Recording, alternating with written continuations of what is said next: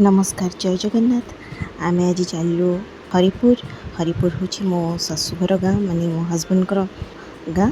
तो खोर्धा जिलार चिलिका ब्लॉक रे हरिपुर गाँटी रही रही श्री श्री प्रतापेश्वर देव पवित्र पीठ। प्रत्येक वर्ष चैत्र मास शुक्ल पक्ष श्री श्री रामकोटि महायज्ञ और श्री रामचरित मानस पारायण अनुष्ठित होता है। ए वर्ष होछि। आज हूँ से पवित्र महायज्ञर पूर्णाहुति। तो आमे चलिलु हरिपुर। एठी हूँ आमर समाधिपीठ। आम पूर्वपुरुष मानकर समाधि एठी रही। घर को जीवा रास्तार समाधि पड़ियाटी पड़े। आईटा हूँ स्कूल, आम गाँवर स्कूल जोटा कि आम जेजेबापा ससुर ना नामित होइछि। एबे तो बहुत डेरी हो गलानी। ऑलरेडी सेठी यज्ञ भोजी भात आरंभ हो गलानी। आमे आसिक पहुँची जाइछु यज्ञ पाखरे। पूर्णाहुति हेबा पूर्वर एठी भोजनर आयोजन करा जाय थाए। गाँवर समस्ते आसंती प्रसाद पाइबा पाई। चलित वर्ष मध्य चैत्र मास शुक्ल पक्ष एथर पड़िथिला 16 तारिख एप्रिल मास मंगलवार ठारू 26 तारिख शुक्रवार पर्यंत ए विश्व कल्याण निमित्त श्री रामकोटि महायज्ञ और श्री रामचरित मानस पारायण अनुष्ठित हो जाइछि। एही महायज्ञ रे 16 तारिख रे अशोकाष्टमी तिथि रे अंकुरारोपण करा जाइथिबा बेले 17 तारिख ठारू श्री राम नवमी रे जलयात्रा ठाकुर मानकर आगमन और यज्ञ आरंभ करा जाई आज 26 तारिख रे पूर्णाहुति कार्यक्रम करा जाउछि। आखपाख अंचल शह शह श्रद्धालु भक्त यज्ञ देखिबा पई एकत्रित होइथांती। श्रद्धालु मानक समागम को लक्ष्य करी प्रत्यह श्री श्री प्रतापेश्वर देव महादेव और श्री श्री रघुनाथ देवंकर विविध वेश दर्शन, नाम संकीर्तन, संध्यारे प्रवचन, आरती दर्शन और प्रसाद सेवनर व्यवस्था करा जाय थाए। हरिपुर ग्रामवासींकर साहाय्य सहयोगरे कार्यटी अत्यंत सुरुखुरुरे प्रतिवर्ष पालन होई आसुअछि। पवित्र महायज्ञ 1973 मसीहारू आरंभ होई आसुअछंती। अशोकाष्टमी अंकुरारोपण करा जाई 11 दिन धरी यज्ञटी अनुष्ठित हेउथाए। 11 दिन रे पूर्णाहुति हुए।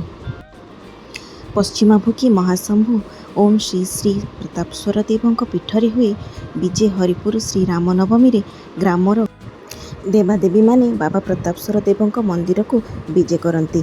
श्री श्री श्री यज्ञनारायण देव, श्री श्री रघुनाथ देव, श्री श्री बालुंकेश्वर देव, श्री श्री श्री राधामोहन देव, श्री श्री श्री लक्ष्मीनारायण देव, माँ भुवनेश्वरी देवी, माँ द्वारवासिनी देवी, पतित पावन महावीर हनुमान।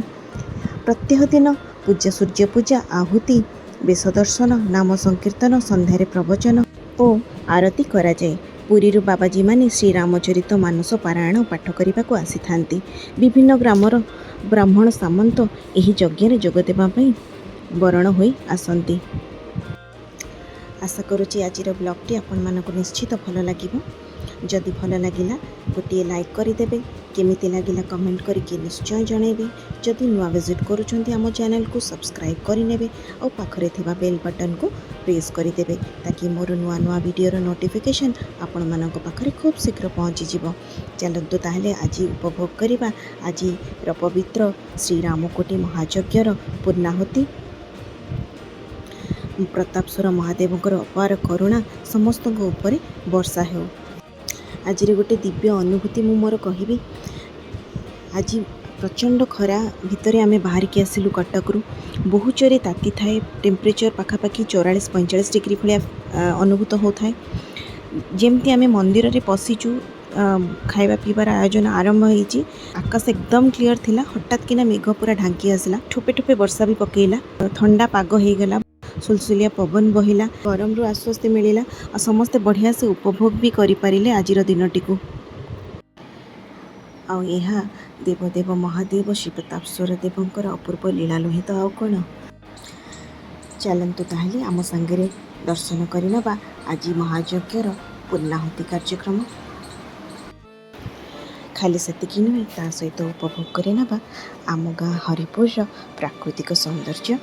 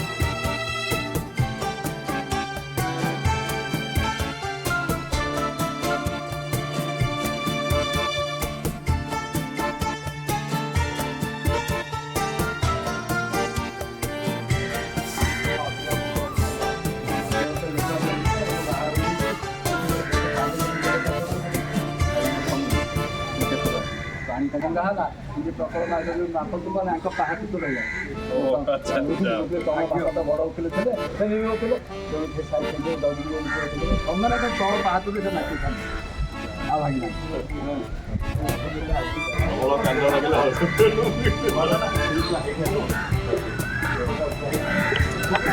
ନାହିଁ